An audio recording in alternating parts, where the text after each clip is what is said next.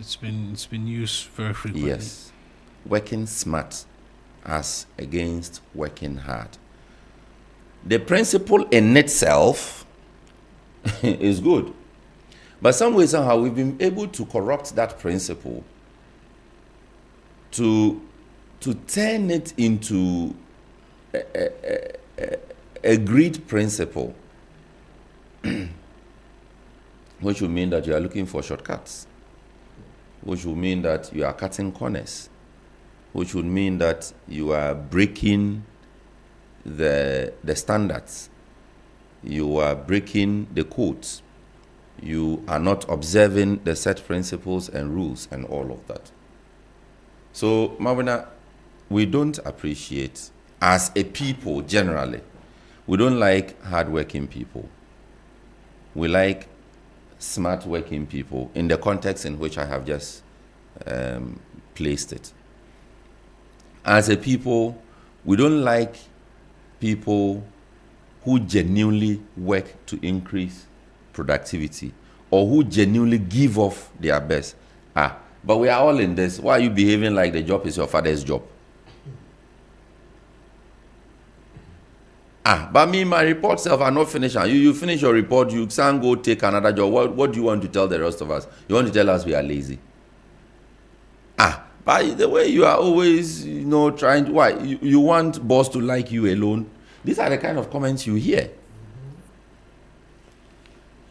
Hey, but this person is hardworking, He like, what was it? He like looking faces too much.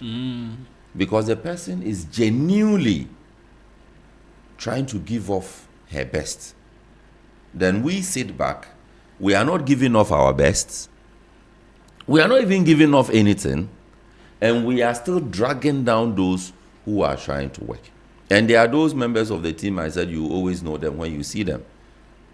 They don't do anything, but they spoil everything. And they complain more than everybody. So as a people, generally, we don't appreciate honest work. We don't want people who want to give off their best. Say you're buying Juma. We all hear that comment. We all hear that comment. You are a driver at the ministry. When you close, you are supposed to park the car. You take that office bus and do trotro from your office in Accra to where you live in Dodowa. You bought trotro from Accra to Dodowa in the night, using the office bus, using the office fuel, and in your mind you are working smart. It's a buying fuel, it's a buying bus. So, and I want to believe that even if there's one of your colleagues going the same direction, at the close of where you charge the person before you carry the person. Oh, that would be excessive. That would be excessive. You want to say nobody has that heart? Eh? No, I'm saying, yeah, like that viral video. I'm wicked, but this one, I can't. It falls within that category. But I mean that we have to be introspective, in and of ourselves in terms of what we do. Do we put our best foot forward always? How willing are we to hear of feedback as well in terms of the work that we do?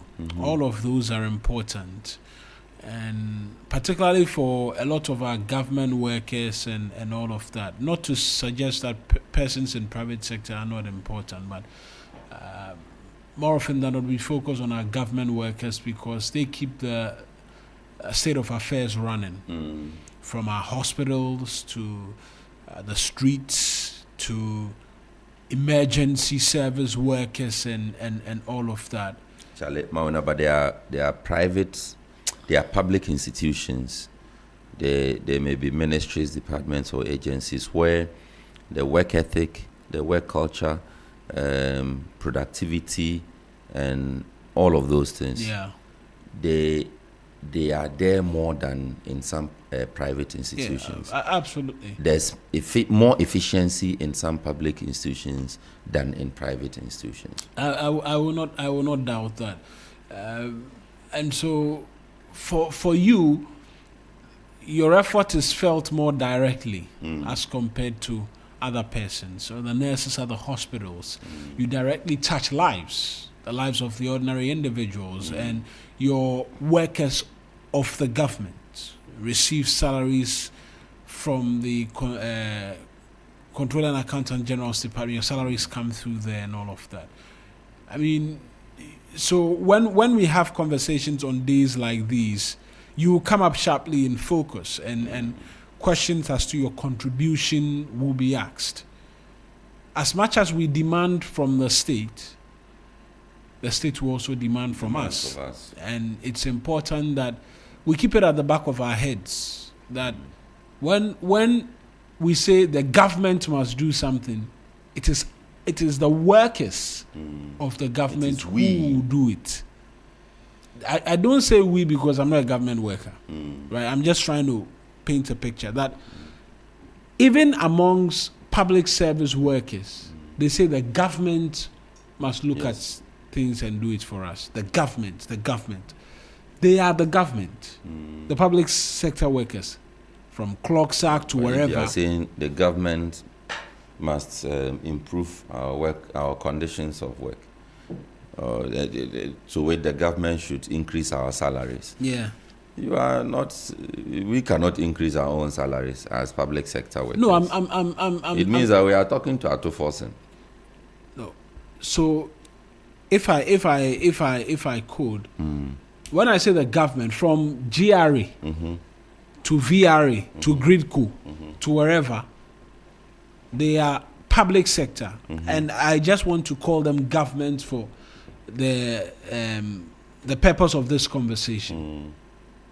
When any of these branches talk about, oh, government must do this for us, government must do that for us, government must do this for us, it is tied indirectly, directly, one way or the other, to their own contribution to the state. Not the political administration. No, because political administrations will come and go. When enough revenue is raised, there will be enough to cater for increases in salaries. So if GRA workers are asking for increased salaries, we are asking GRA staff, how much have you mobilized? Exactly.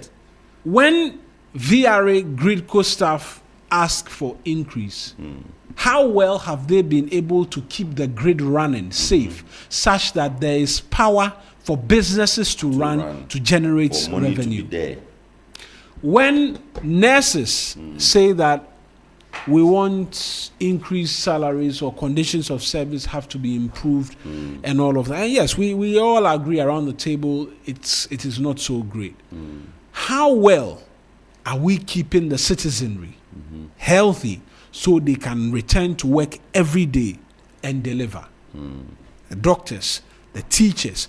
And so I don't like it when the conversation is had and it's the government, and they themselves, they are pointing to the government, and the government has to do something, the government has to do this, that. Your every contribution in every small way forms a part of the whole, the culmination of it all, and it contributes to the betterment and the development of the state. And that will be my little sermon on this particular subject matter. That focus will be on you, and for persons in private sector as well, because private sector is the engine of growth, they continue to say. When you turn up to work, yes, conditions of service, yes, we'll have conversations about it. And most certainly, bosses must give workers their own pound of flesh when productivity is up and running. But for us, the workers as well, how well do we contribute to ensure that the state of affairs continues to be run and run very well? And so we celebrate all workers today, and by all means, happy Workers' Day to each one of us. And for persons praying to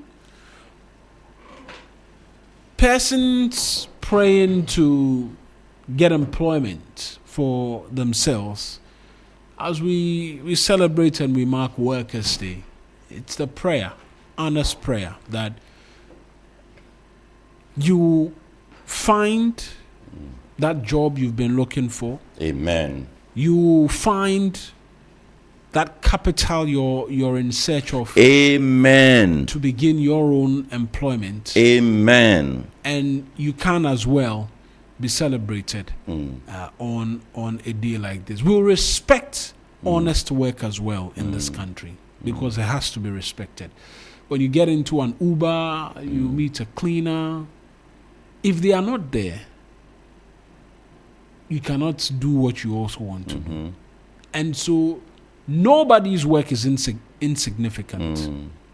If they don't clean this place, I will come and sit in filth. If I didn't have an Uber or Bolt driver today, you wouldn't have been here. I wouldn't have been here. You could actually, you could have walked. The trotro driver, if they were not there, some persons will not get to work. And so let us respect every work as well, and not treat some with disdain, because it all contributes to keep the system running and to keep everyone afloat. You are not more important than the next worker. Absolutely. Absolutely. But we have to also congratulate all those who put in the efforts in this working year, from last year, May to this May. There are people who have held down whole organizations. In some cases, very few people are running things and making things great for the rest of the people. For all those people, all such people, we congratulate you, we appreciate you, we love you, we clap for you. Your strength is in the Lord. Teachers, nurses, doctors, all who are in communities, all who have sacrificed their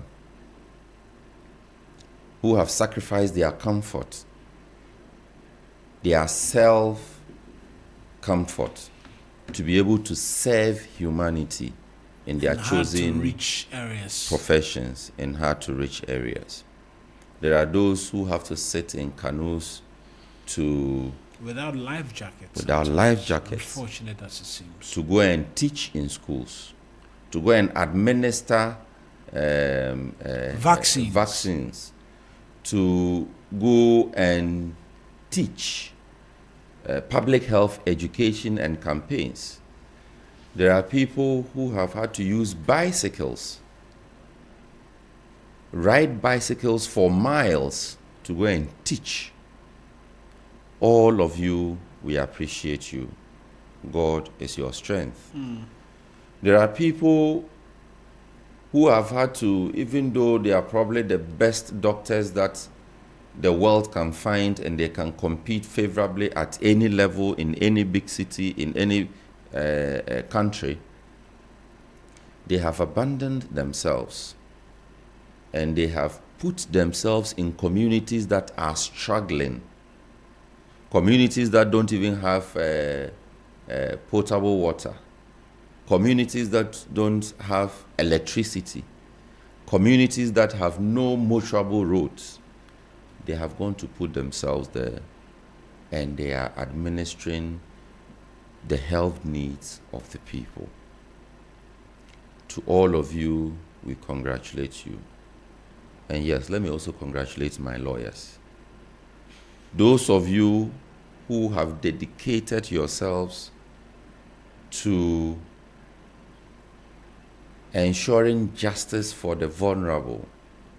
Those who take up cases will not relent, will not rest until, especially the pro bono ones, until they see that justice is being served. whether they win or lose. Those who have made it their life mission to ensure that people who have been wrongly and wrongfully incarcerated get their cases back in court for them to get their lives back. God will bless you. And a lot of the times, people do these things without thinking about themselves. So you see your colleagues riding Range Rovers and Land Cruisers, and you are driving a Civic. By this, let me give a special mention to John Baptist Ayeje. Your lecturer does very fantastic work on that front. Very, very fantastic work on that front. Worked with legal aid for, I think, all his years in practice, actually.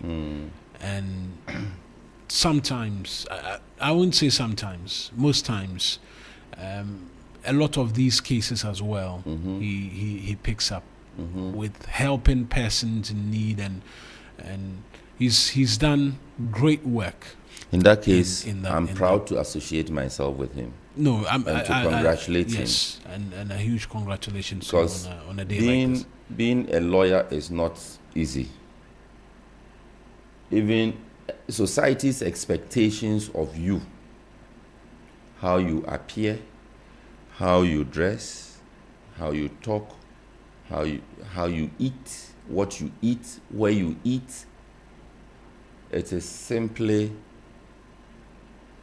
ridiculous. Pressure. Say, oh, lawyer, Nanteba. I say he's using legs. The legs. He's using his legs. Yes.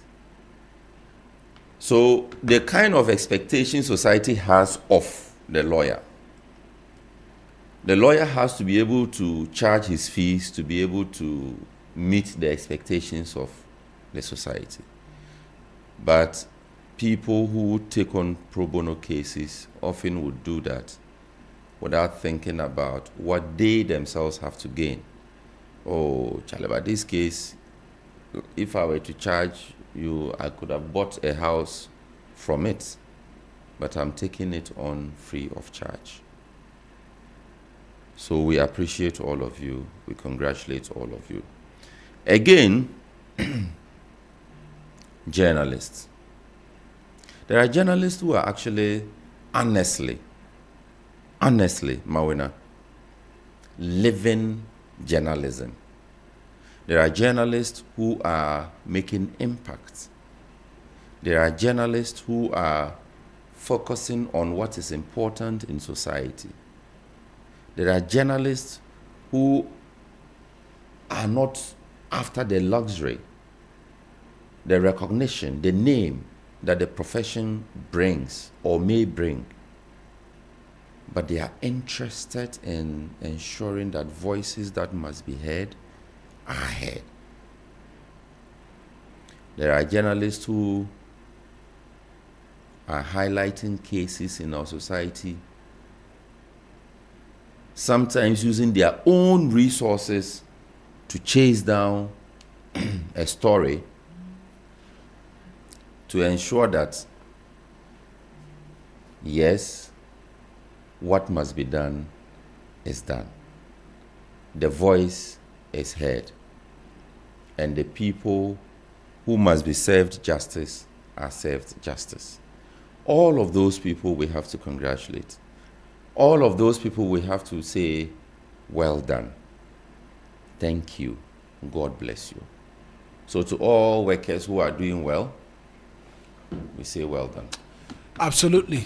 Well done to you. We'll open the phone lines as well this morning to have a few of you share thoughts with us as to work and the conversations this morning.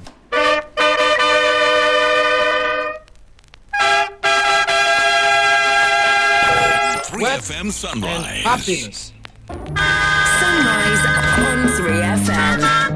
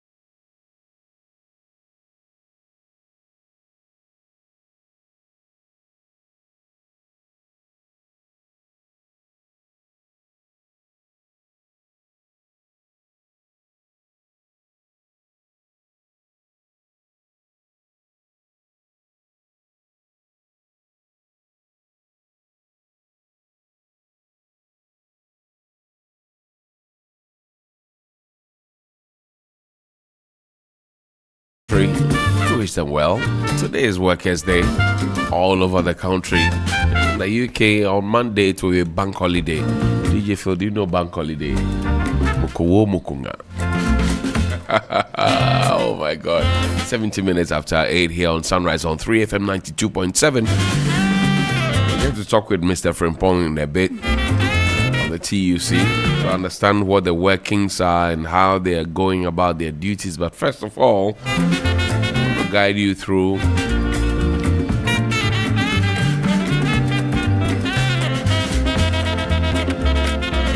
something special that you need to know about. And if you're a parent of first year SHS boarding students, this is for you. EduPack.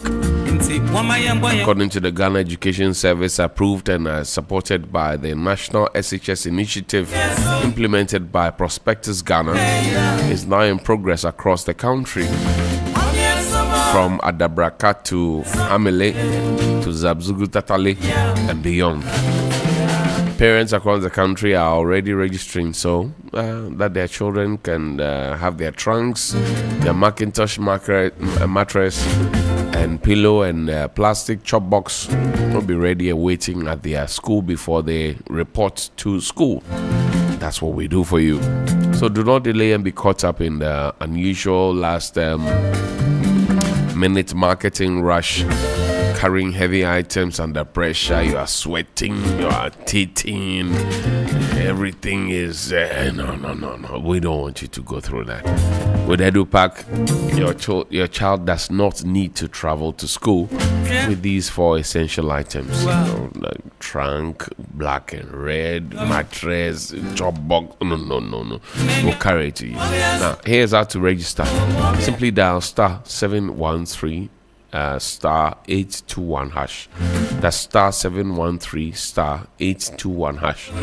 Or visit any ADB branch, Agric and Mall, or go to www.edupack.com.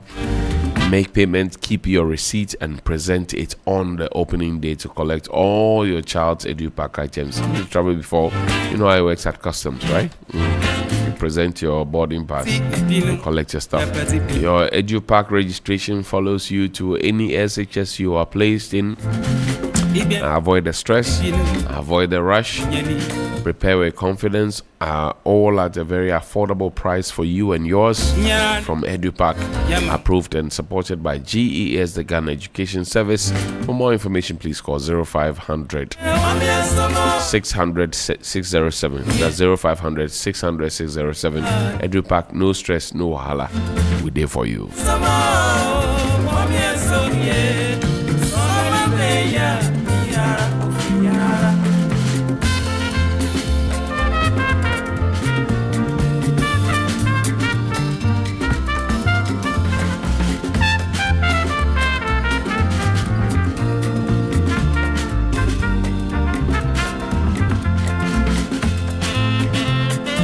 And Malta Guinness says we move. Now, did you know that Malta Guinness is brewed from real malt, barley, and sorghum grown in Ghana? It is. That's right. That's why when you go to the hospital, the nurses ask you, have you eaten? You say, I've not eaten. I say, I go and drink Malta Guinness and you'll be fine. And it's sourced right here in Ghana. Malta Guinness is not just a soft drink, but a quality refreshment boosted with B vitamins.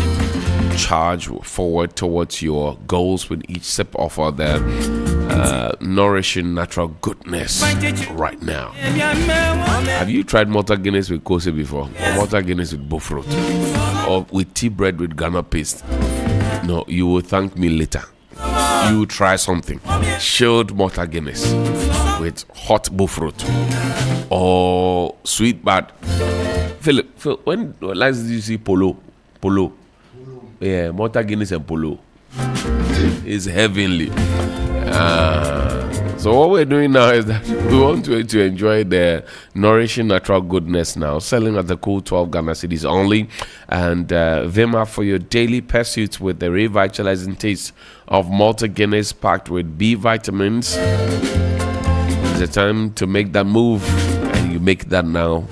Time for a cold Malta Guinness Remember to always look out for the proudly made in Ghanaian symbol on every bottle of or can of Mother Guinness. In fact, choose the can. The can chills faster.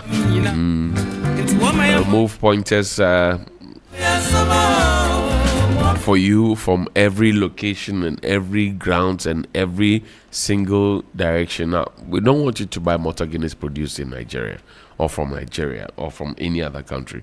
We want you to choose Malta Guinness that is produced here in Ghana so that we save local jobs, we protect local businesses, and then we also ensure that economic growth and ensure national pride. We're able to reach the production team or the source when Yawa pie and Yawa will not pie. Malta Guinness made in Ghana by Ghanaians, for Ghanaians, and with Ghanaians, and through Ghanaians. That's the whole story. Yeah, you have to come and be joined with us. It's lower in sugar, brewed for you, for the Ghanaian taste buds. It has a taste suitable for all ages.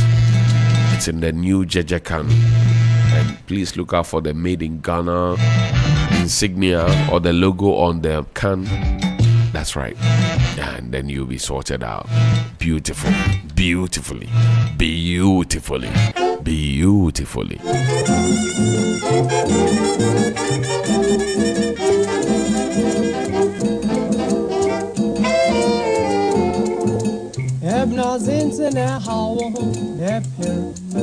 Me jolly man how and buy Malta Guinness, chill it. Fine tea bread, fine brodo, fine biscuit. Enjoy. You know, when you buy the tea bread, you see the way it's big. You have to compress it. That's where the feelings, then the nutrients, they come together. In unison. When you buy bread for DJ Phil, he compresses it first before the and buy Malta Guinness and chill. The premium badge on the label, made in Ghana for you and yours. Come on.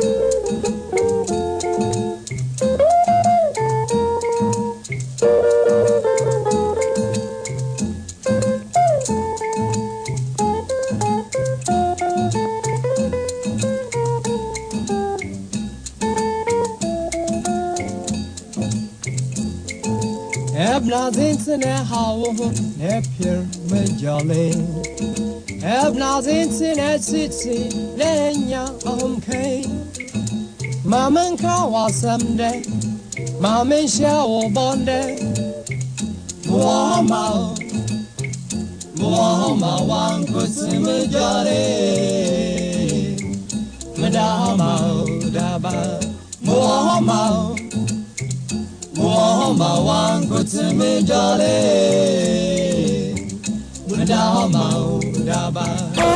3FM Sunrise. Sunrise on 3FM. Let's take a quick break. When we return, there's more action here on Sunrise on 3FM 92.7.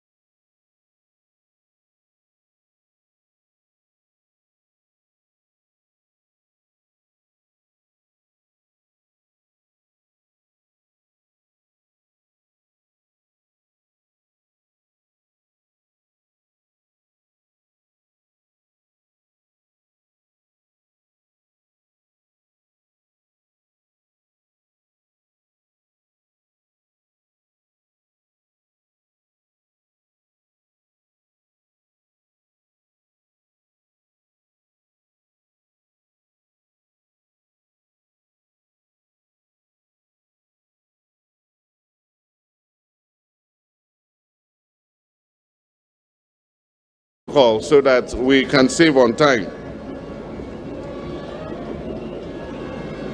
Let me start by wishing all our gallant workers of Ghana a happy May Day. And I stand before you with profound gratitude and immense pride as the President of the Republic of Ghana and Commander of the Service to say Ayiko to all Ghanaian workers. Today is not just another day on our national calendar. It is May Day, a sacred moment of reflection, celebration, and appreciation of our nation's workers. It is a day set aside to honor the gallant men and women through whose tireless hands, resilient spirits, and unwavering commitment we continue to build the Ghana we all want together. On behalf of the government, and indeed the entire people of Ghana, I wish to extend our heartfelt gratitude to every worker the length of our nation. I say congratulations to the farmer who rises before dawn to go and till the land. I say congratulations to the nurse who stays late into the night caring for the sick. I say Ayiko to the teacher who shapes the minds of our children. I say well done to the engineer who builds our roads and our bridges. And I say congratulations to the market trader, the artisan, the mine worker, the factory worker, and the security officer, and even the entrepreneur for keeping our nation good. Sunrise on 3FM. 3FM Sunrise.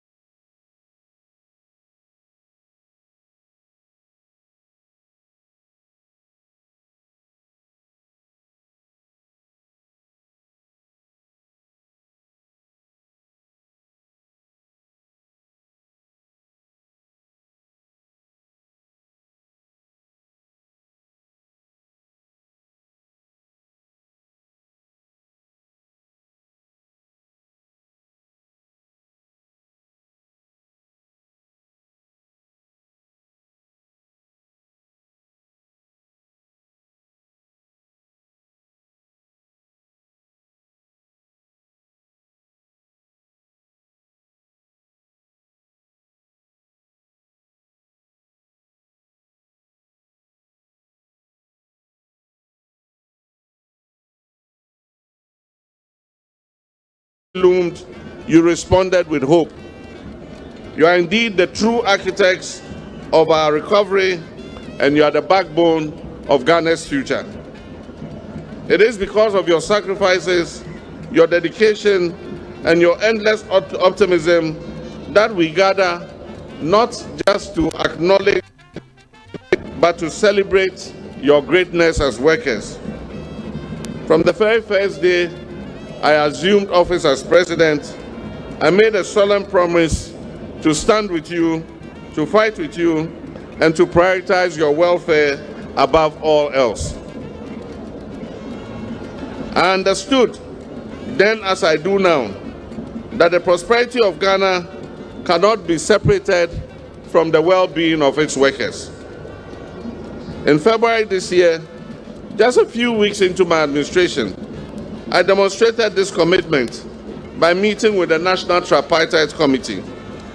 After thorough consultations, we agreed to increase the national minimum wage by 10%, raising it from 18.15 Ghana cedis to almost 20 cedis, effective from 1st March 2025. I understand and respect your sense of sacrifice on this matter, considering that inflation at the time was hovering at a whopping 23%. I'm fully aware that this 10% increase is not optimal, but the circumstances of our economy dictated do so at this particular time. As I told you, this year's budget is a reset budget. And my hope is that with the austere steps we are taking this year, we will be able to see better remuneration in the next couple of years ahead. My comrades and friends, sacrificing to rescue our country from the economic ledge into which it was plunged is not meant for workers alone. You are not the only ones to tighten your belts. Sacrificing is meant for all of us who are servants of the people, including I, the President. And that is why I will lead by example. I will be prudent and modest in handling of our public resources, and I expect all my appointees to do the same. But improving wages is only the beginning. True commitment demands bold action that go beyond just immediate relief. That is why in March, I organized the historic National Economic Forum that brought together stakeholders from every sector, labor leaders, employers, civil society, academia, and policymakers to engage in honest, forward-looking dialogue on a fiscal policy for our economy going forward. At this forum, we mapped out short-term, medium-term, and long-term transformative policies to rebuild and reposition our economy for sustainable growth. Following this spirit of innovation and forward planning, we presented the maiden budget of this government to Parliament, which is anchored on stabilizing the economy and salvaging it from the path of destruction. Beyond stabilizing the economy, the budget was heavy on multi-sectoral investments, which are aimed at revitalizing the productive sectors and putting Ghanaians to work. Spanning infrastructure to technology through to agriculture, we have committed to construct a robust and economy that enables us to meet our needs in a sustainable manner. Our agricultural investments are fashioned around the Feed Ghana initiative, which is a bold step that seeks to modernize agricultural production, agribusiness, and create sustainable jobs along the agricultural value chain. By supporting our farmers with improved seeds, access to technology, and better market opportunities, we will not only be securing our food systems, but will also be empowering our rural communities and ensuring that agriculture becomes a powerful engine of our economic growth. As President, I understand that true development cannot be achieved unless people who drive that development, our workers, are supported, they are respected, and they are empowered. I understand that the Ghanaian worker does not just want praise on May Day, but he wants action every day on making his conditions better. The Ghanaian worker wants a government that will walk its talk, a government that will stand by you through hardship and prosperity alike.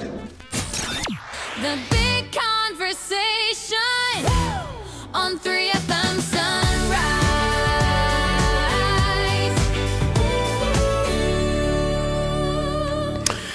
Let's connect now in the studio with Mr. Isaac Frimpong, the Deputy General Secretary of the Construction and Building Materials Workers Union of the Trade Union Congress. Chief, good morning. Thank you for your time. Good, thank you. Good How morning. are you doing? I'm doing well. Yes. May Day is here, Workers' Day. How does it feel? Yeah, thank you very much. And my greetings goes to every Ghanaian worker in Ghana across all sectors, both formal and informal. We are here because our hardworking workers, Right. their dedication, their commitment, waking up early dawn, like yourself have been doing, Right. to build this economy on a robust status. The May Day, like you have said, is our day as Workers' Day. And we must be proud of ourselves as workers. And this is the day that we are remembering, we are celebrating our efforts, the challenges workers have gone through, the achievements made, and the way forward to make our conditions better. So it's good, it's good.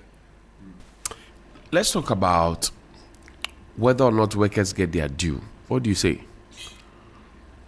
Yeah, workers in Ghana especially, let me say, they are giving out their best. But do you get what you deserve? So they deserve the best. Averagely, Ghanaian workers are not happy because of the existing working condition. Day in, day out, we see workers from all sectors of the economy protesting, demonstrating, arguing that they want to better, they want the government or the employers to better their working conditions. So as it stands, though we are seeing improvement, but there are still room for improvement. What improvements are we looking at? Okay, especially from my sector, construction sector, the workers are not really given the freedom and the rights. They are not really exercising their labor right. Most of the times, it's in the Labor Act that workers should work 8 hours a day. 2003, 651. Exactly, 8 hours a day. But what do we see on the field? Workers are forced to work about 10 hours without even paid their overtime. So, because there is job insecurity and the workers are very anxious, Sunrise they are on very 3. desirous to work, Best in the they just morning. compromise on these labor rights and still work. So they are more or less exploited. Yeah. Now, in terms of the exploitation, are they not the ones setting themselves up for this, or do you say that they are compelled to do it because they want to also go home with something to make their families happy? What do you say to that? Yes. Typically, you will go to a construction project and maybe 5 workers are needed for a particular work. Right. But you will see about 20 workers, Doing the same thing. 20 workers vying for it. They want it. So in that case, the supply is above the demand. So whatever rate, whatever the negotiation the employer is able to arrive at, Right. they just accept it, not because they are okay with the bet, at least to get something home to feed the family. So the job is not there. And for that matter, the little they have in the small. But I thought that people were building. People are building. People are putting up buildings, blah, blah, blah. How come you are complaining that there are no jobs? Tell me more. Yes, people are building. We see them going up and down, but the condition attached to it. Okay. We have former employers Right. who tender in for the contract. They win it and go ahead and do subletting. Okay. Subcontracting. And these subcontractors are employing the workers informally. There's no contract letters. There's no terms and conditions clearly explained for them. So we see them working, but deep within, There's nothing to take home. there's nothing at all. But so why do they continue then? Because there's no job outside. Because if they leave it, at least when he leaves the work and go home, you're going home with nothing. But when you stay in, at least you'll get something to feed the family. But it's not any substantial income that you can live on. So that's why TUC have been fighting for the living wage. Yeah. Has TUC actually been fighting for you? Exactly. You see, most of the time when you meet the government for salary increment, Sunrise on 3 we FM. don't really go The for best those in the base morning. rates. That has been the tradition. The norm. Right. Yes. We are trying to change the status quo. This base rate, this minimum wage, is nothing to write home about. The current The minimum wage. current one. What? That But when 21 you were around the table when the discussions were had. We are, but we see the excuses, we see the argument from the other side. That things are not well, let's hope that things improve so that we can buy your ideas. But you don't pay people the minimum wage. My plumber, for example, when he comes to me, 100, 120 Ghana, he will take mason, carpenter, steel benders. The construction center, you don't even talk about minimum wage. So, but if you haven't made a mistake, if you pay them the minimum wage. And I'm saying that you people don't take minimum wage. You take more than minimum wage. You come with your The own fact rates. that is the base for them. I'm saying you come with your own rates. We come, but you also have your counter. But your if counter I want my agreements. wall fixed and the guy comes and he says that pay me 120 Ghana cedis and I say I don't have, it's 21 Ghana cedis, would he do the work? Okay, that one is kind of informal thing. But those workers who are really employed, you see, when the TUC usually meet their employers and negotiate for their collective agreement. Right. Yeah. So going into it, that's where those particular. How are you bringing all those people who charge or all those rates under your umbrella? Okay, that one is like I said, it's informal. He has come individually, like a casual or seasonal work. So you engage him on an individual basis. Right. Right. So it's between you, the employer, and he, the employee, working for you. Right. That one is between you. But when it become collective, the workers coming together, joining the union, that's where the TUC represents those workers and meet their employers for those negotiations. I see. So those who charge us, let's talk about regulation of the space. Those who charge us 120 Ghana cedis, still bending and blah, blah, blah, they're all within your space, right? Are they regulated by you or are they running on their own? Yes, we are not the ones regulating their services. Like I said, they work as individuals. Before the TUC can influence their condition, Right. unless they have come together as workers, as a union, affiliate to a national trade union of TUC. Right. That's where the TUC or the union in question can go to the employer, not negotiating for the individuals, but the workers as a unit. Yeah.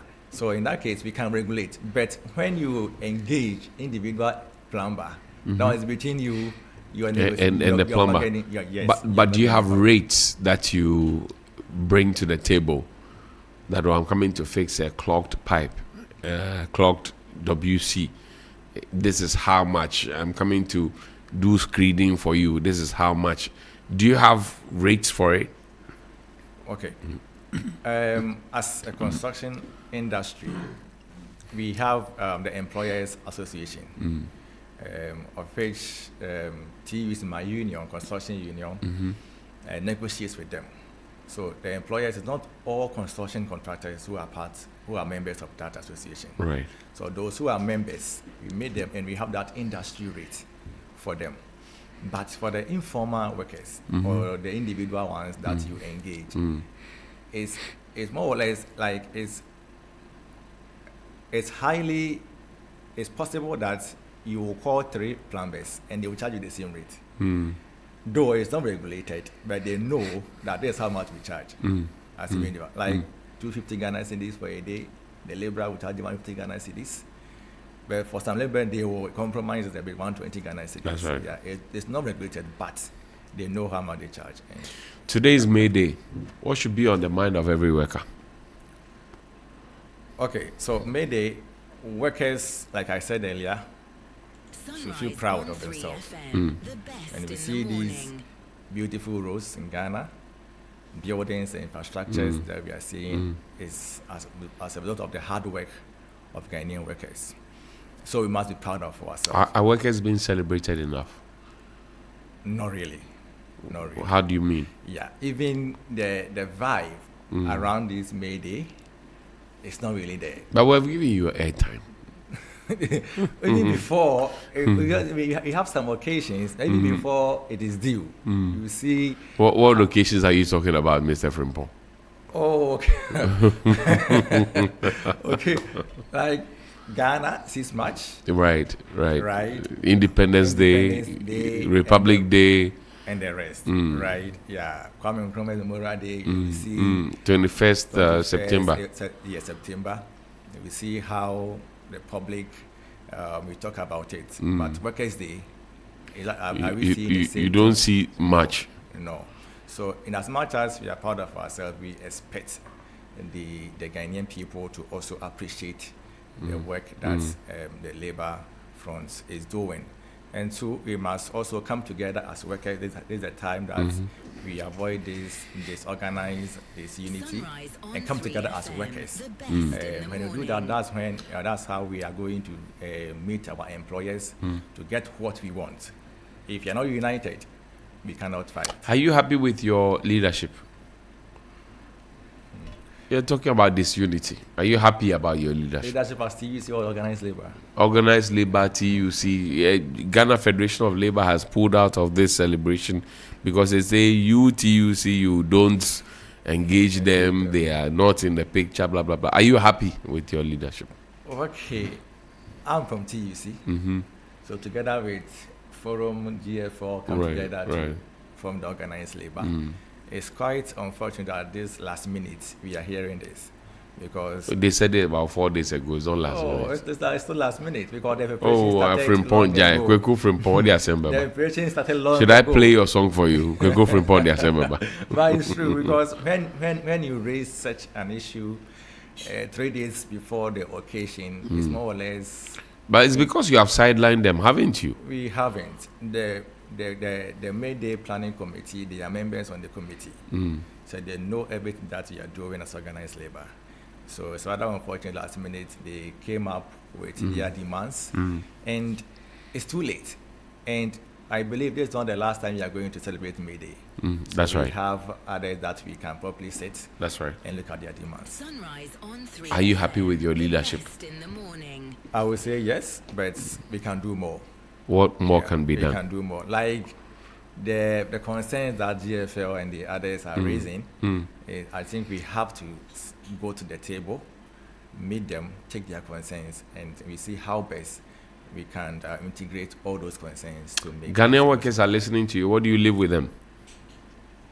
I would say TUC appreciates Ghanaian workers, and we are proud of them. Yes, if nobody is seeing their hard work, we are seeing them. We appreciate. And two, we also expect them to do their best, because granted that we are hearing Ghanaian workers are lazy, Ghanaian workers are not putting up their best, and that's not it. We should prove them wrong as Ghanaian workers. And those skills, when we travel outside, we don't leave even an hour unattended to. We make sure we work every hour in Ghana, so we can do same in Ghana and make sure we build our economy. So 24-hour economy is on your mind. Exactly. What does it mean to you? 24-hour economy, okay. For my sector, I think it's working even before the announcement, because we have projects that they are working day and night shift. Yeah, because they keep close to Takrady Road. I was there last 3 days. When I was engaging the project manager, he said very soon they are going to start night shift, because the project is having 2-year duration, so they have to. So when the jobs are there, when the demand is there, okay, I think we'll do. Let me go on the phone and speak with my big uncle, Mr. Abraham Kumsing. Good morning, sir. Thank you for your time. Hello, Mr. Kumsing. Good morning. Hello. Good morning, sir. How are you, Mr. Kumsing? We are well. I'm well by the grace of God. That's not my big uncle. That's my big uncle's son. Yes, this is Kenneth Kumsing. Ken Kumsing. Good. Now, why did you, as Ghana Federation of Labor, pull out from the May Day celebrations? Tell me why.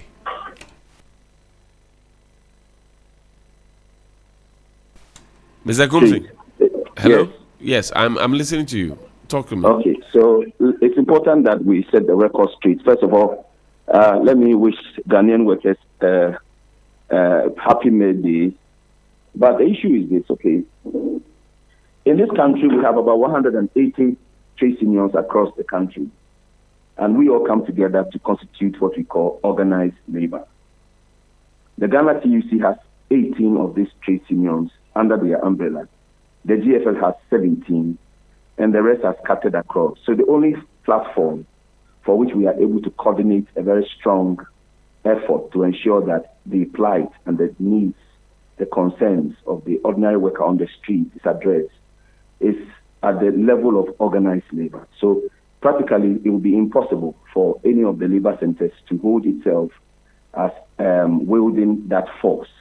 So we think that inclusivity, collectivism, working together will be the best approach to ensure that the ultimate, which is the plight of the Ghanaian worker, the cost of living, the conditions of service of employees, both in the formal sector and the informal sector, public sector. So it is important to establish that premise that collectivism far outweighs any individualistic tendencies. And that's exactly what the TUC appeared to be doing. So we told them, but was it not too belated for you to have pulled out 3-4 days to the big event?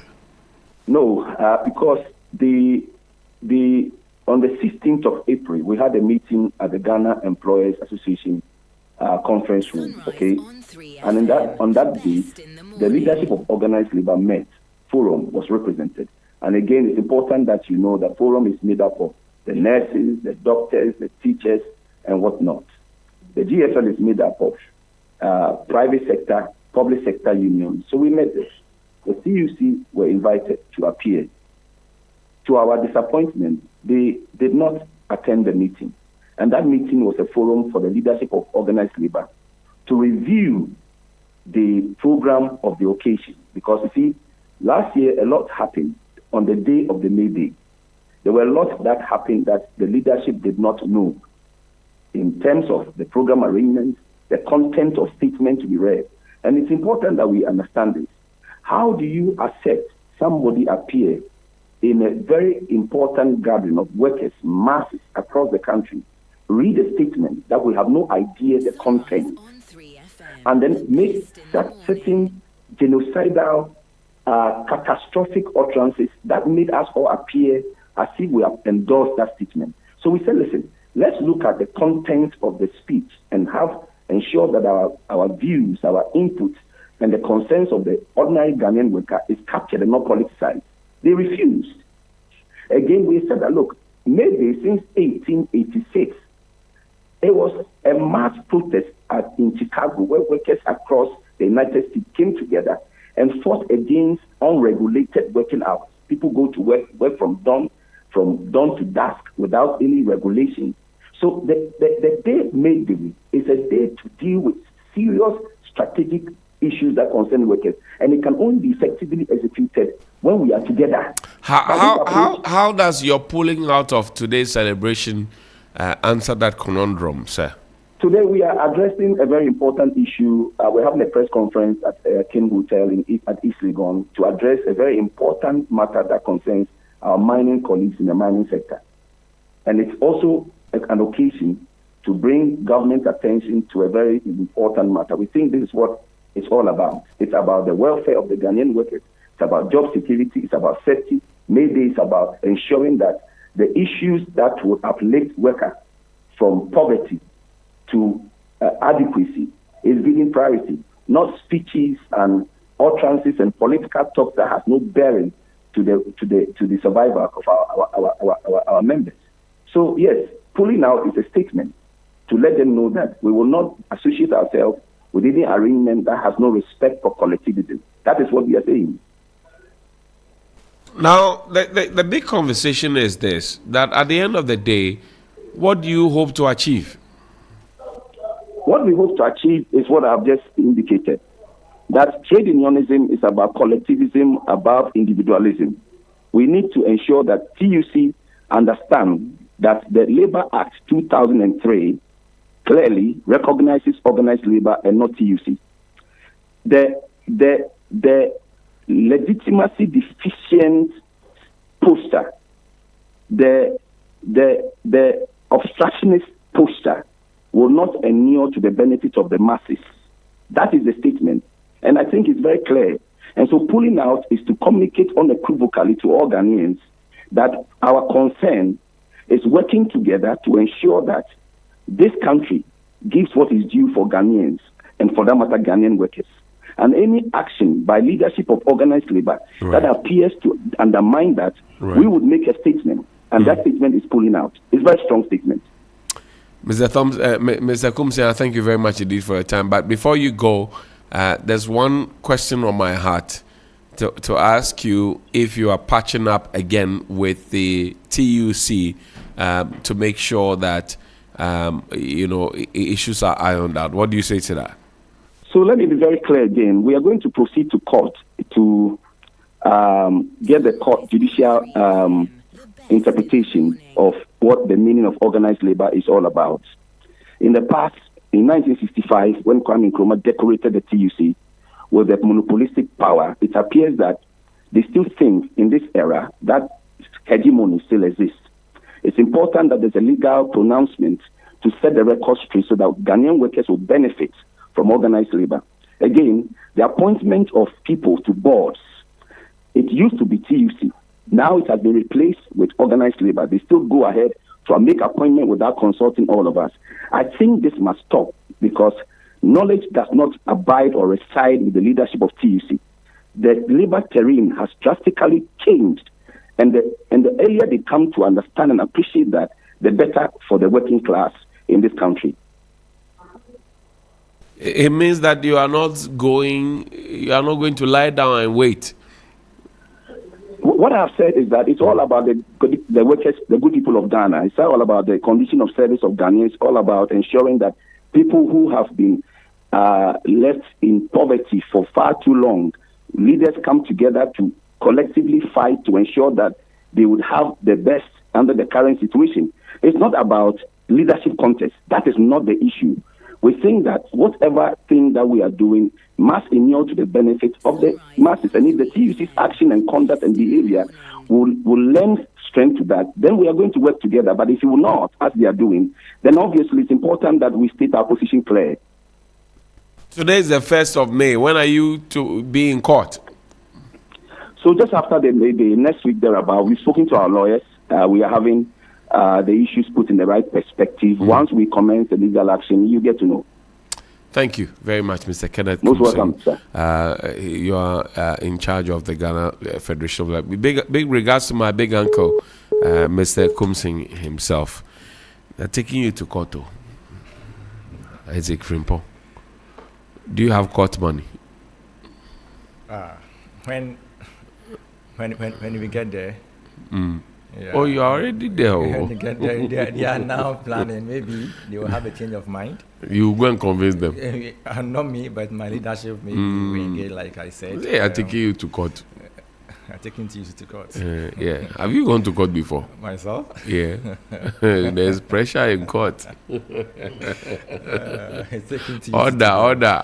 Yeah, I believe still they can meet together. But why did you sideline them in your negotiations?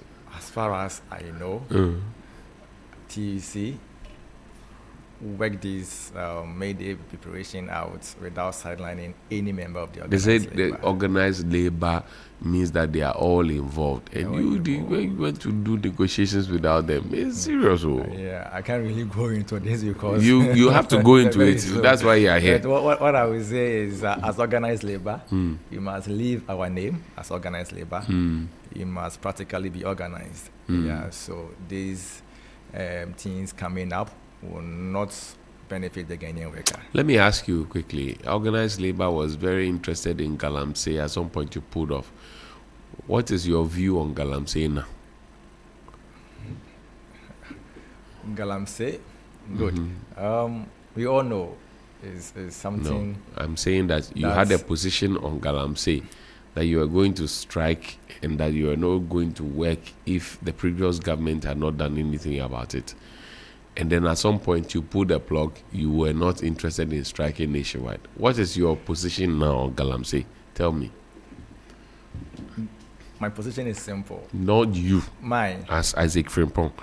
TUC. Yes, all construction workers. Yes. What do you think? Yeah, I think this is a collective fight. We shouldn't leave it to one party. That's cosmetic. What is your position now? Now we should come together. Yeah, all stakeholders coming together and make it intentional. Yeah, with that we can. Why did you pull out? As TUC? Yes. They didn't tell you why? They didn't tell me. So you don't know. I don't really know. Okay, Mr. Well, I thank you very much for your time. DJ Phil, the man doesn't know, but he's our friend.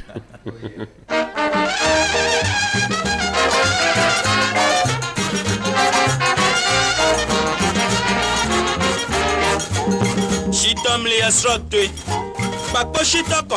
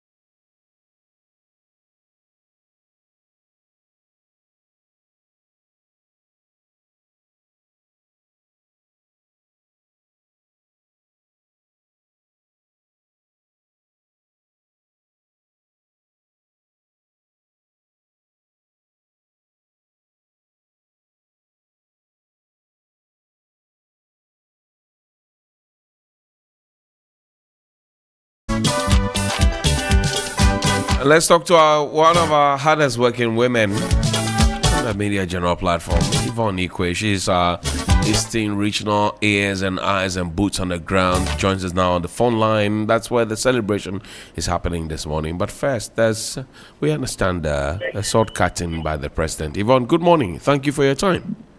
Good morning, Johnny. What can you share with us, darling? Well, Johnny, in the next 30 minutes, we're waiting for the president to arrive at the SDA College of Education, where he's expected to cut sword for a multi-purpose hall and hostel for the students of the college here.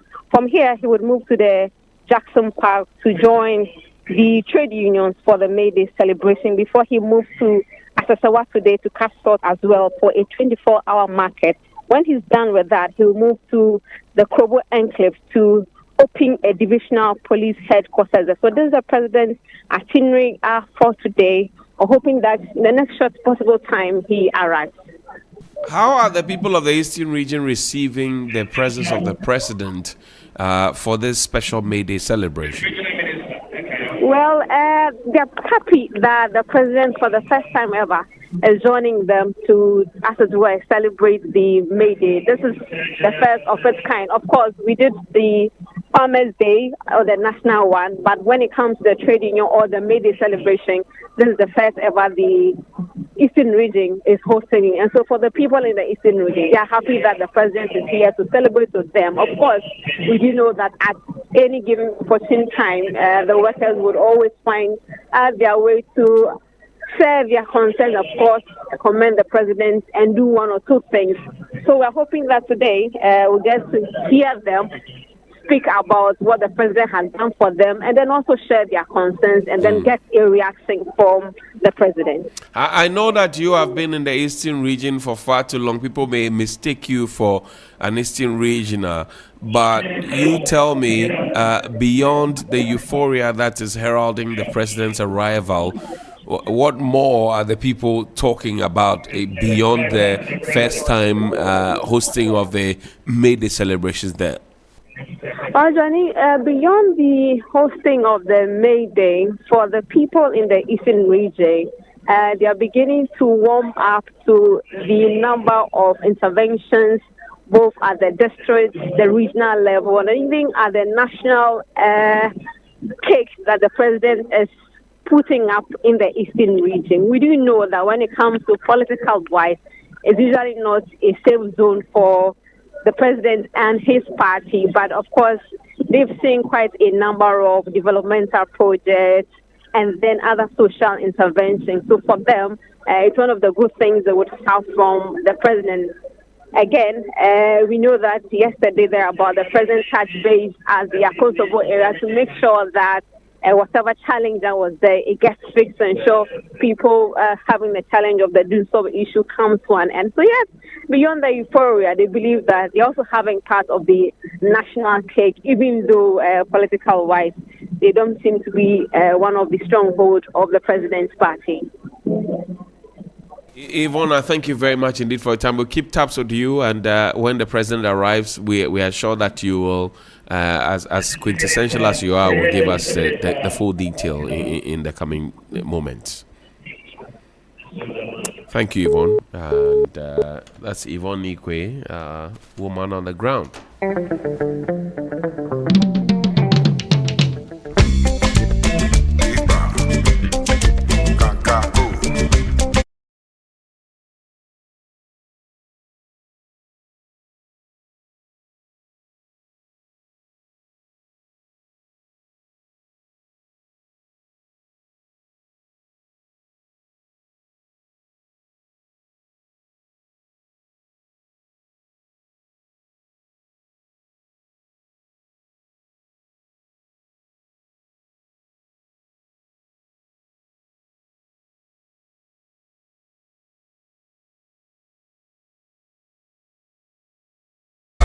Mr. Common says, Alaji Rauf, Aladi Yao Kondo, Alaji Petati, Ninungwa, Seshak, Aja the Freedom Fighter, Kusami, belatedly, we celebrate him. My Maestro. Ajana 1, Ibrahim, John Inteshi, Papa Bisu. We celebrate all of you.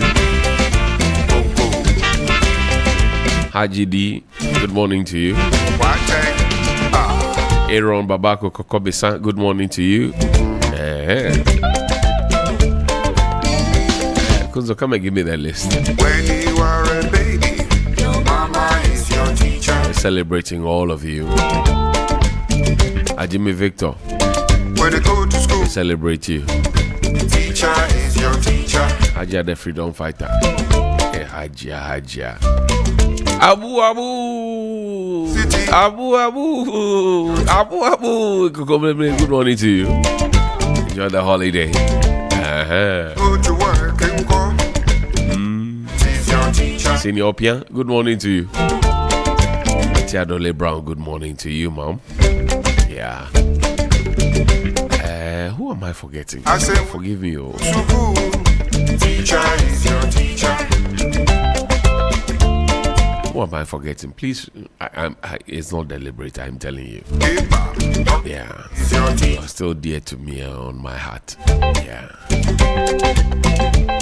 When you go to church and go, pastor is your teacher.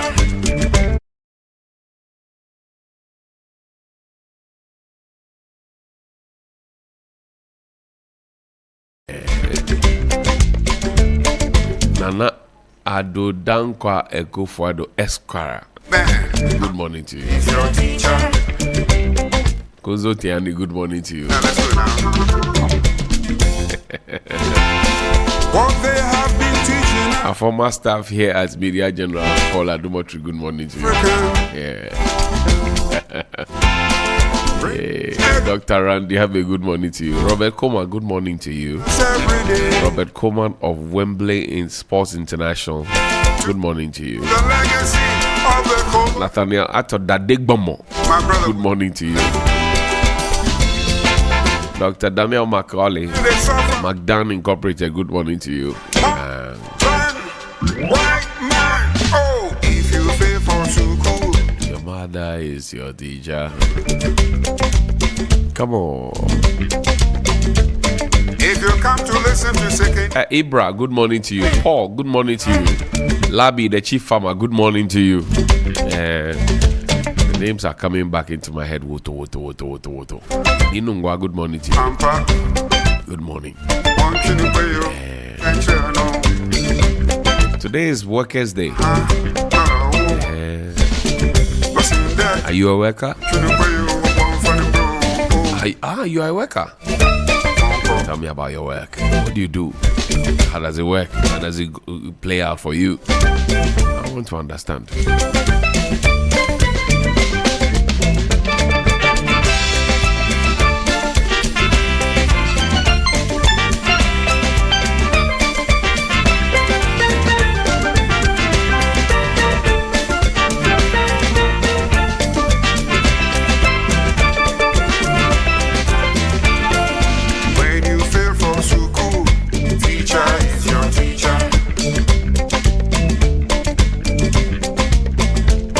I say when you fail for university, lecturer is your teacher. Hey, oh, come on.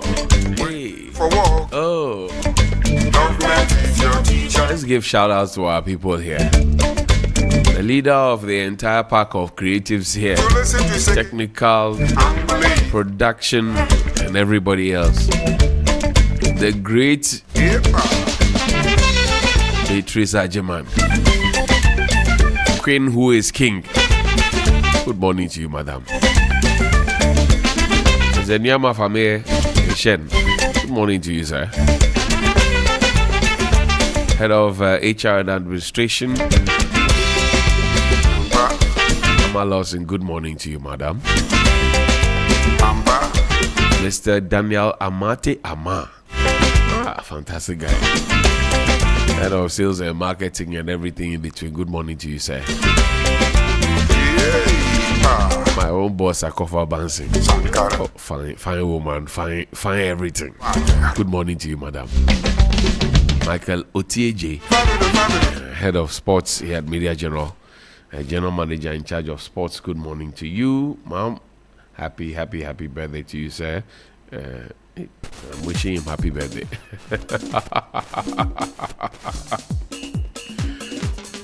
Makafui Manyo, Senior Bleobi, head of everything in charge of technical and share services.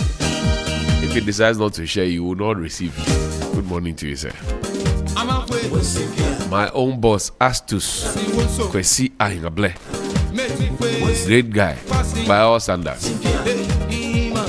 Man has an eagle eye. He knows how to see things and spot things and talk things and command things. Oh, Astus is a different kind of guy. Good morning to you, sir. Senai Deco, head of legal, board secretary. Papa. Good morning to you, ma'am. Our chief finance officer there. People who have Santo have beard who do chief finance officer there. Without your money, no. Also, I greet you. I greet you, pa. Mr. Dagba, good morning to you. Mr. Stephen Shanov, good morning to you. Today's Workers' Day. We're celebrating ourselves. Stephen Shanov, good morning to you. Mr. Dagba, good morning to you. Mr. Obeng at the library, good morning to you. You don't get celebrated enough. Good morning. Hajia CD, good morning to you at the sales department. Babina Finn Walker, fantastic woman. Good morning to you, ma'am. All my former friends at the sales department, good morning to you. Mingo Engineering, good morning to you. Frankly Oklu, good morning to you. Isaac Seth Agbeiza, boss. Good morning. Dr. Preke said good morning to you. Lalai. Efo Kwame Jakpasu. My own boss, Lois Kisiedu, good morning to you. Ajoa Lois, good morning to you. Ajoa Lois, good morning to you. Lois will send email. Oh. Bonnie Bang. Lois, good morning to you. Mr. Massive, good morning to you. Trigmatic, good morning to you. Asoreba, good morning to you. Black Rasta, good morning to you. AJ Akwako Sapo Ohema, good morning to you. That's right. Sixtus Don Ullo, good morning to you. Mawuena Egbeta, good morning to you. Frederick Kunzo Tiani, good morning to you. You have not given me the names of the ladies that work with you. You stress them, Frederick. Jerome, good morning to you. Corey, good morning to you.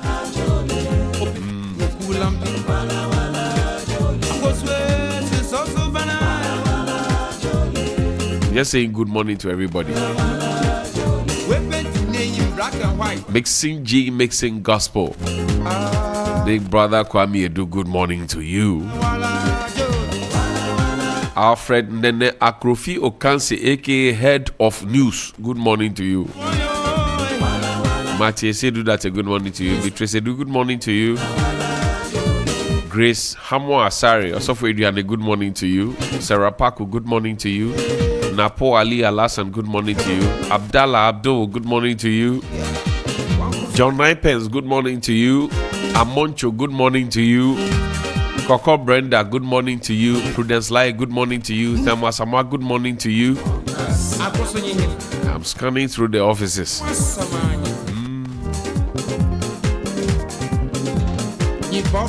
Solution, Kojo Solution, good morning to you.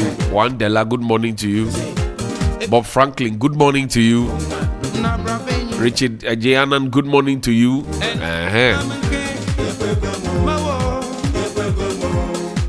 King Kweku Mensa, good morning to you. Yeah, it is you. Shake your knees and shake your toes. King Kweku Mensa, good morning to you. To our security men, Super Abdul Wahab, good morning to all of you. Thomas Adote Papo, good morning to you. Cyril Delali Dogbe, good morning to you. Abdallah, good morning to you.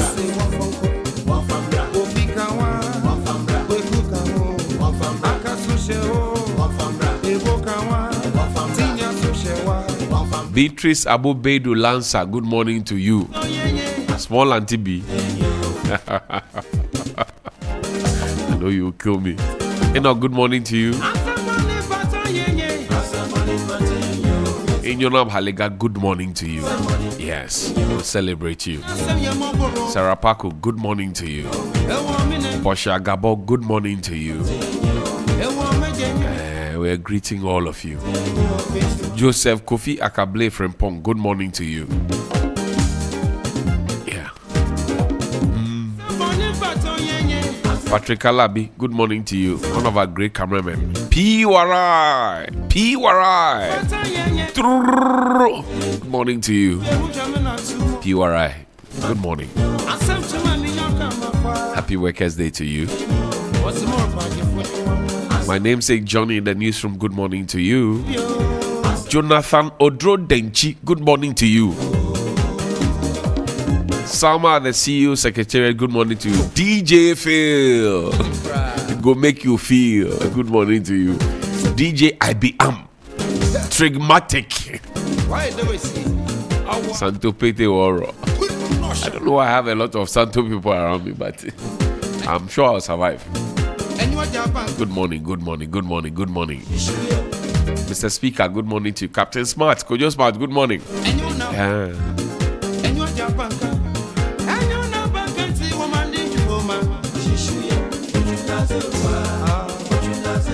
GH Boy, good morning to you. Mr. Choose Your Clay, good morning to you. And Danny, good morning to you. Seth, Steven, good morning to you. Anita Agbota, good morning to you. Shadrach Abe, producer of New Day, good morning to you. Hey, Charlie, we can go like 400 years old. Just mentioning names. Auntie B, they try. You can bless all these people. Auntie B, Joche. You manage all of us. Hey, Auntie B. Auntie B Global. Auntie B International. Auntie B Quintessential. The Beatrice Ajiman, Queen who is King of Media General.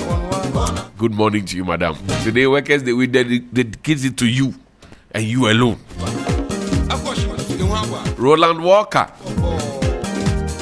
a man who has refused to age, but he's growing old small. Good morning to you. Cookie T, Bellamundi. Oh, Nashoko Mensa Doku, Beatrice Edu. Good morning to all of you. We enter the MCR. Amankwa, good morning to you. Mr. Dixon, good morning to you. I'm scanning the offices with my eyes now. I'll come back with the shout-outs. Let me talk to my big uncle, Mr. Austin Gami of Gami and Gami Associates. Good morning to you, big uncle. How are you doing, sir?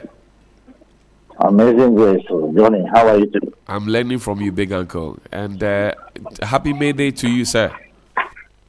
Thank you. I wish you well too. Big uncle, this Ghana Federation of Labour has pulled out of May Day celebrations. Did you see it coming? Because I know you see a lot of things. Oh, I am surprised they eventually pulled off because they were threatening, I don't know, and I was suggesting that they should go to their colleagues and have a kind of self-mediation to resolve their differences. I understood they even went and paid their participation fee. So I was under the positive assumption that they were going to go and participate actively. So I'm a bit troubled that they don't go. Nonetheless, I'm sure the media has passed off safely. Right. Big uncle, what should be engaging the minds of workers in Ghana on this special day? First, let me congratulate each and every one. But to add that, we have always lived under the impression that this business of both employers and unions coming together to talk about the Hydra-headed issue of productivity relative to pay should not be part of the agenda in this country. We will continue to be where we are. Government, especially as it is now, can put in some efforts to revive the economy, but without proper productivity. And I do not, for once, seek to blame the working people directly. If anything, I blame the management team, especially the management team, in particular the HRs, who should be spearheading that part of the issue of productivity and pay, so that we can grow this nation. I'm very, very much surprised that 21st century, 2026, about to enter 2027, we are still having this as an agenda. It appears the various boards, whether private and public, they seem not to be awake from their slumber that productivity is the way out. Otherwise, and the resistance from some of the unions, when you come talking about pay by relating it to productivity, they try to resist it and make it uncomfortable for everybody. I think we should depart from that and ensure that we grow this nation, particularly when we are about to exit the IMF control. We cannot repeat the mistakes of yesterday again. I look forward to seeing a different set of working people and employers being responsible for their actions. Lastly, the issue about threatening each other and striking at the least provocation should be put on hold. That we can all work together cooperatively to build this nation for our common good.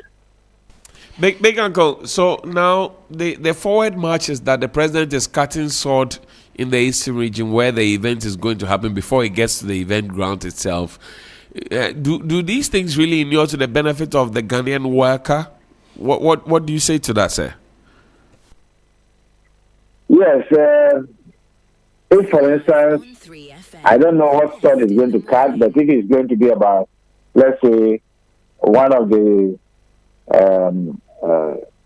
24-hour economy markets, or a certain project that will engage people to be actively involved in the economy build-up, then that is appropriate, because going to meet the working people, for a march past alone may not be enough, but to signal to them the commitment of government seeking to create decent job opportunities for people, because today everybody wants, when they complete, let's say, training college, they think they should be employed only in the classrooms. No, people can have a diversified skill build-up to work anywhere.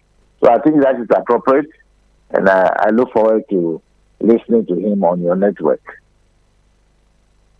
Big Uncle, I know that you teach in the classrooms, you do a lot of consultancy, and most of these negotiations that happens across the country, not many people pay attention to what you do. But this is a point of interest for me. The things that you teach the people, the negotiations that you have, etc., do they adopt them, or do they just listen to the professional with marked experience talking to them, or do they just go about doing their own thing? What do you share with us on May Day? So when they are looking for where to resolve their issues, they know where to come. Well, I'm grateful. Well, to be honest with you, every Tuesday, Thursday, and Saturday, I teach people who are learning to be ADR practitioners, that's mediators, arbitrators, negotiators, and youth conflict resolution and peer mediation, marriage, conflict resolution, land, finance and banking, chieftaincy, and so forth and so on. That's what we do. And also do consultancy, like you have said. But we are two sets of people in the country. Right. I am a practitioner of a difference.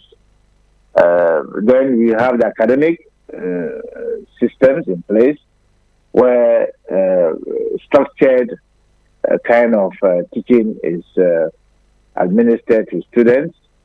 But when they complete that, you have to do a lot of work on them again.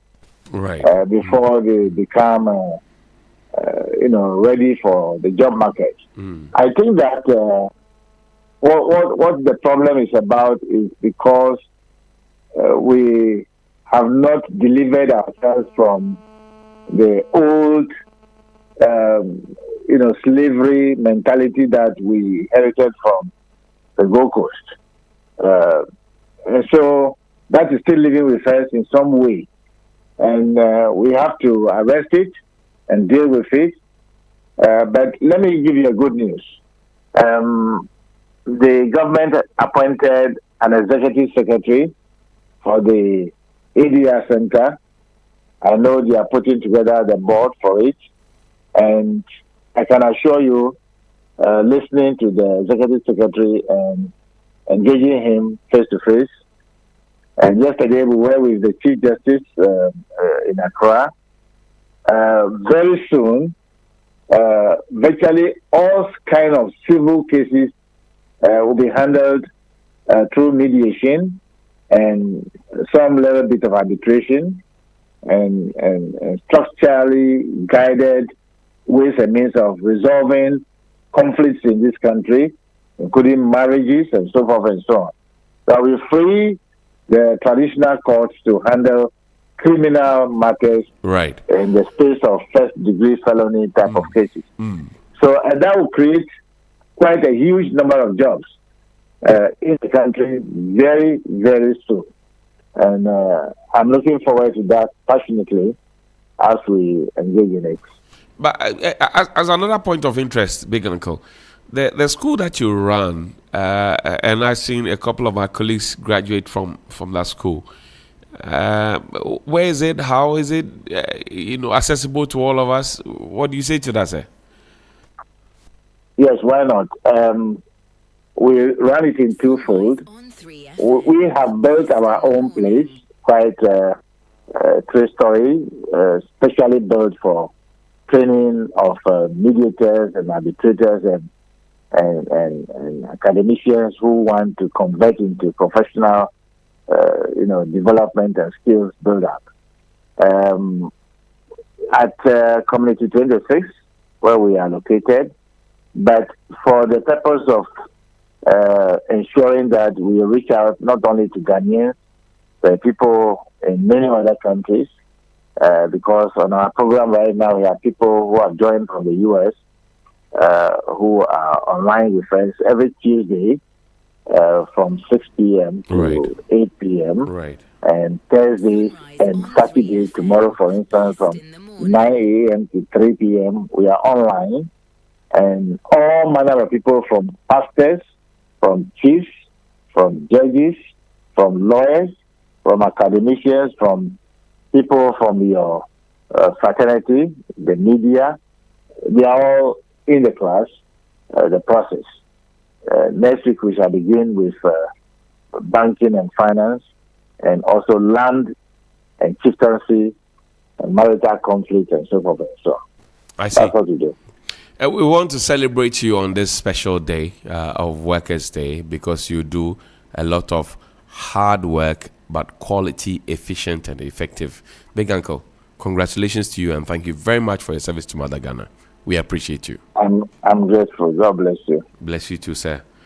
And that's Mr. Austin Game. He is the man in charge of Game and Game Associates. They train, they teach, and they monitor as well. 3 FM Sunrise.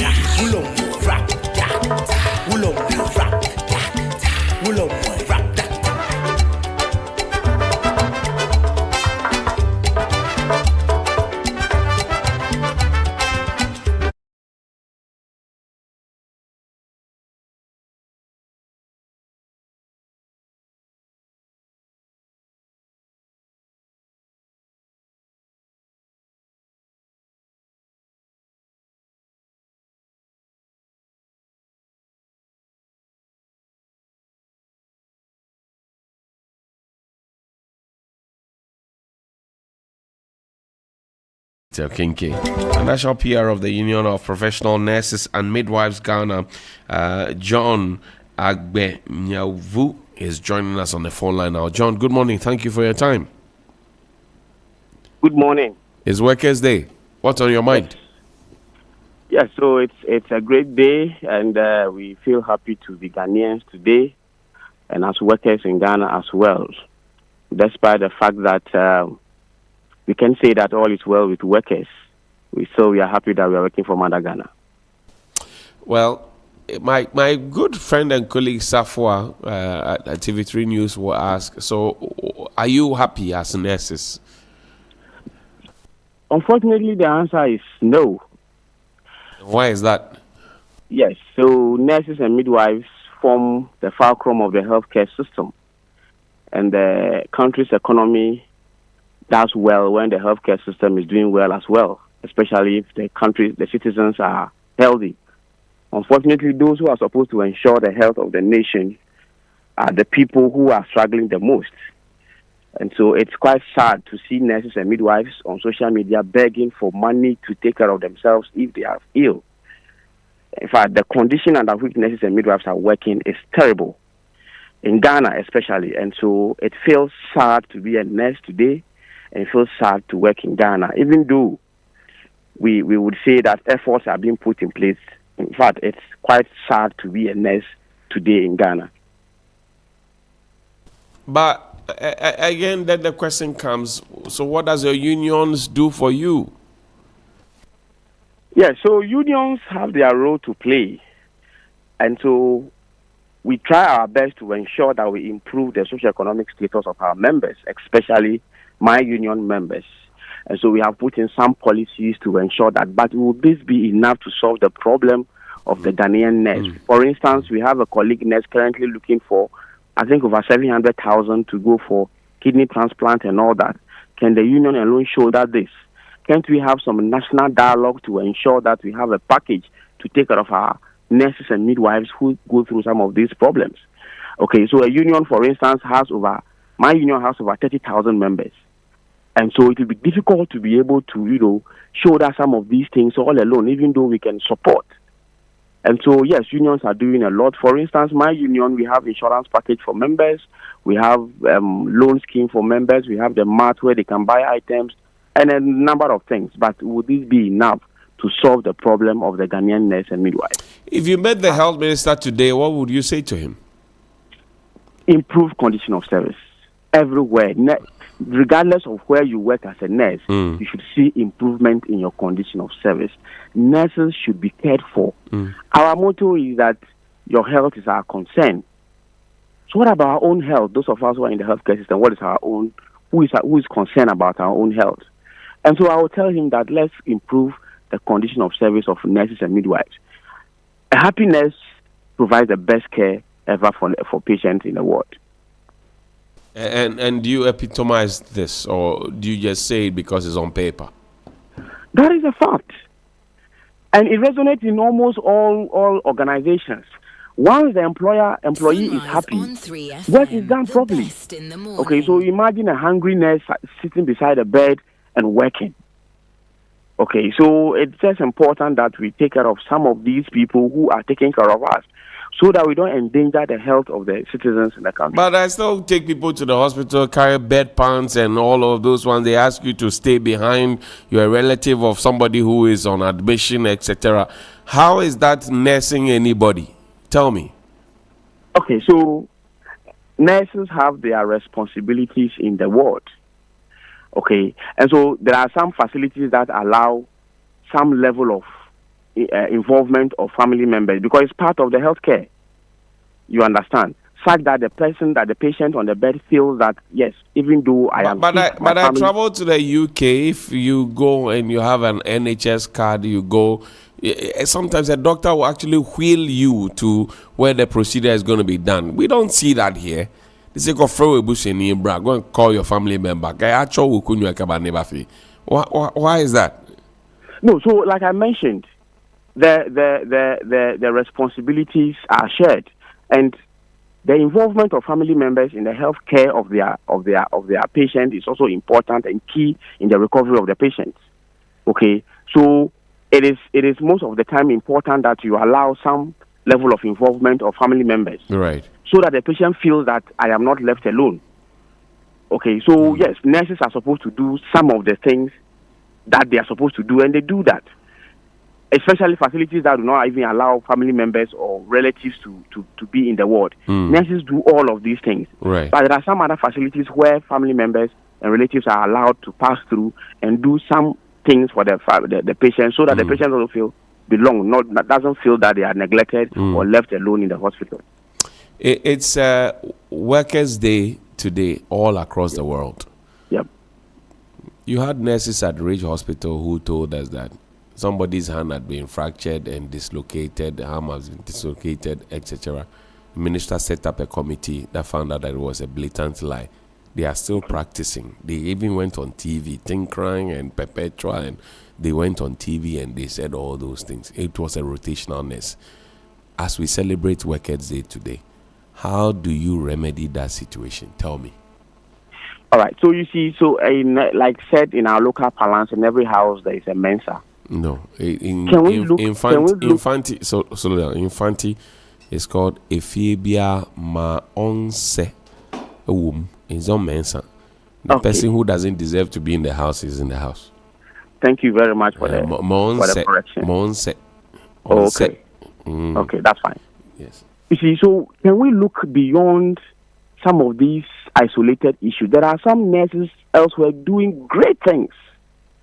And so, you see, when we dwell so much on some of these... My brother John, my namesake. Yes, sir. The people went on TV. They went on at least 6 TV stations. They even said that they had a third tape that would crucify the man for whatever that he did not do. And up until now, they have not given... They are still there. They are still there as your leadership. I agree with you. And so, you see, these people need So how many more people have had to bear that rubbish because, and forgive my French, have had to bear that because they couldn't have evidence to prove otherwise?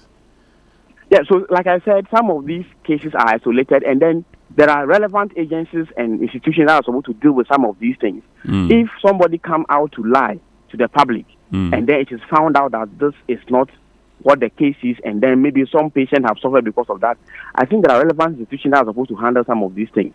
And so if after the investigation nothing has been done, it becomes difficult for us as union leaders to say that this should happen, because we feel that there are relevant institutions that are supposed to handle some of these things.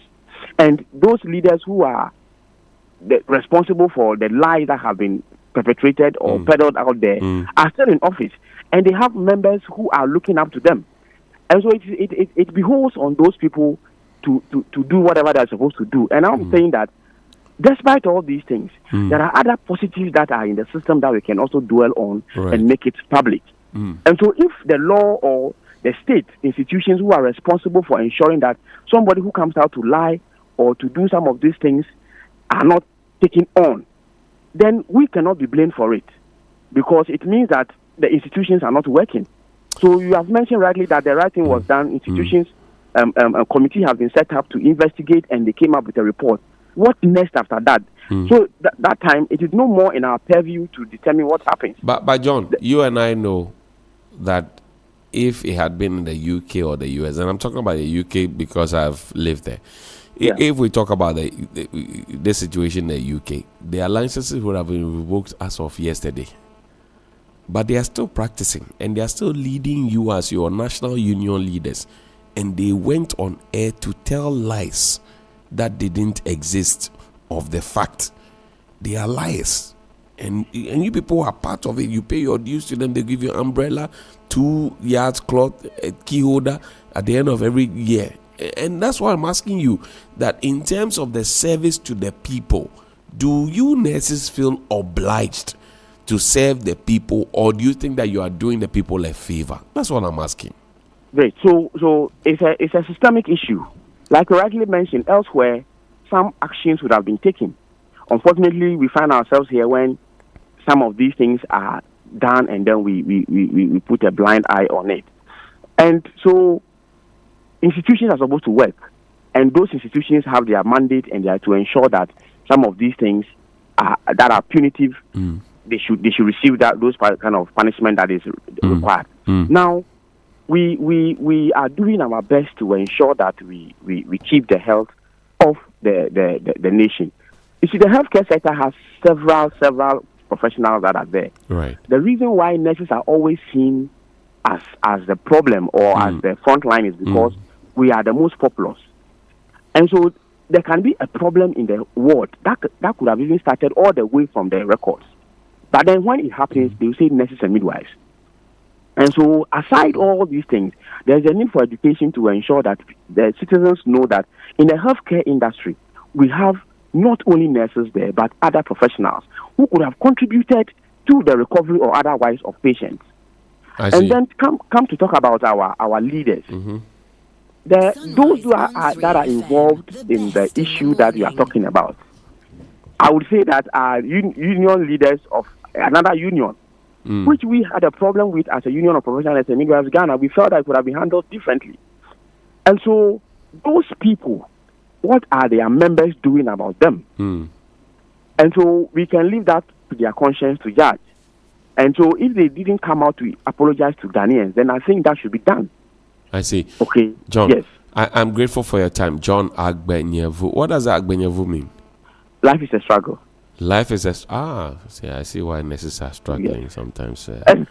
Not exactly. Thank you so much. John, I wish all Ghanaian nurses and midwives the best of the day, and I hope they enjoy the day. A quick question before you go. Why is it difficult for nurses to find veins that mosquitoes can find in 2 minutes, 2 seconds in the dark? Tell me. Well, it's a technique we have learned, and so we always want to find the right one. Yeah, but you people choke us too much. Body, but we need to find the right one. You choke us too much. This one, mosquito lands there and finds the vein and extracts the blood and goes away. The mosquito will not be interested in the straight one. We are interested in the vein that is straight, so that your IVs can flow. I see. Yes. So it's not about choking as a... No, not at all. We are looking for the right one that can help you in your situation you may find yourself in. Sewara. We'll see you. Happy Workers' Day to you, my brother. Thank you to you too. All right.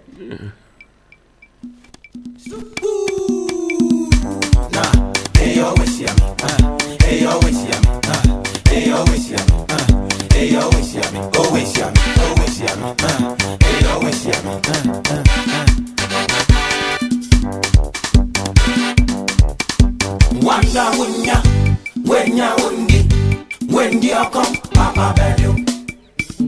Wanda wunya, wenya wundi, wendi okom, papa bedu. Wawachu, ni wana, wake wangana kobiara ye. Kochu, kona, koye, obaye mosanochu. Waya.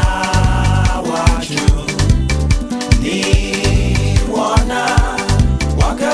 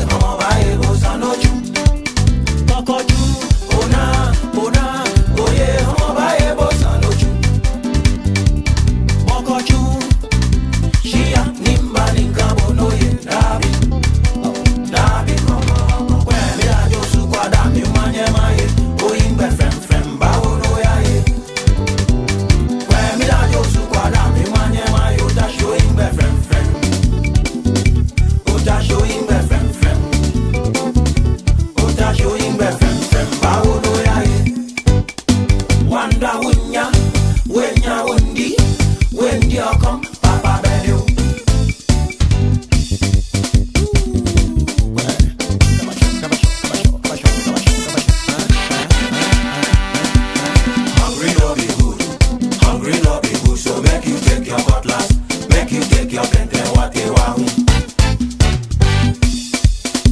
Hungry no good oh. On your baby bulu, make you take your cutlass, make you take your kente wate wahu. Afiesha, afiesha, afiesha, afiesha. Inge afiesha, anye mebe manashika, magwe wamaye, koju obara, kaju kododa, kodoye, okodo yae, okodo yae. Aha mama ya mokola, bibeshka, nikebaeko. Inge aha mama ya mokola, bibeshka, nikebaeko.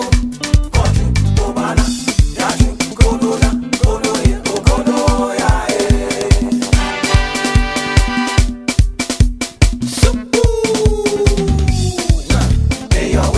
We're getting to birthdays now. For some good people who have their birthdays today. Happy birthday to you. Happy birthday to you. Happy birthday, happy birthday. Happy birthday to you.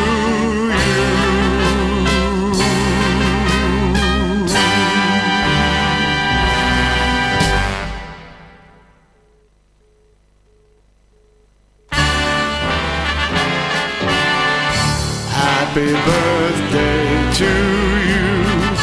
Happy birthday to you. Happy birthday, happy birthday. Happy birthday to you.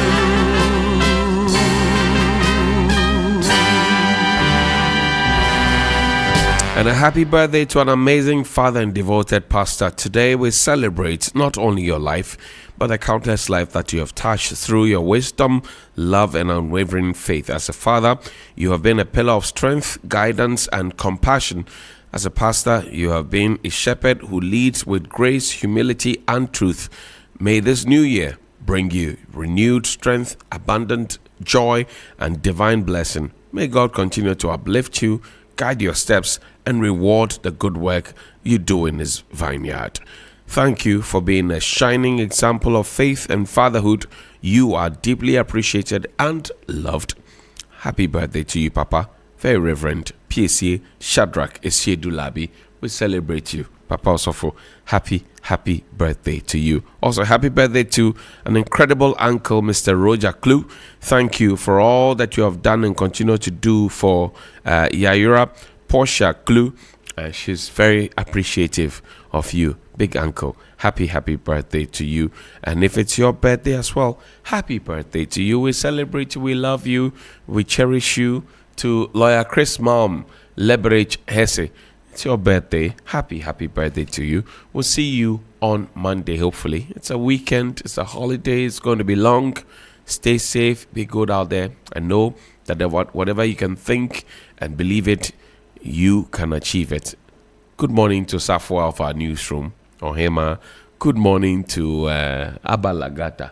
Yes. Good morning to Nalamle. Good morning to you. Evelyn Tema, good morning to you. Hey, I would have been in trouble. Hey, Koshi, good morning to you, Koshi. Yes, good morning to you. Who am I forgetting? Ishmael, good morning to you. Janet Quasin, good morning to you. Janet Quasin. Aba Neken, good morning to you, Janet. AJ Sapon, Akwako Sapon, good morning to you. Miriam Oseajiman, good morning to you. Sheila Doyobo, good morning to you. We appreciate you. Ishmael, Amachi, Johnnie, John Ninepence, Mr. Boy, all of you, good morning to you. Stephen, good morning to you. Stephen, good morning to you. Even though he farms in his house, he doesn't bring us any of the produce. He eats it alone.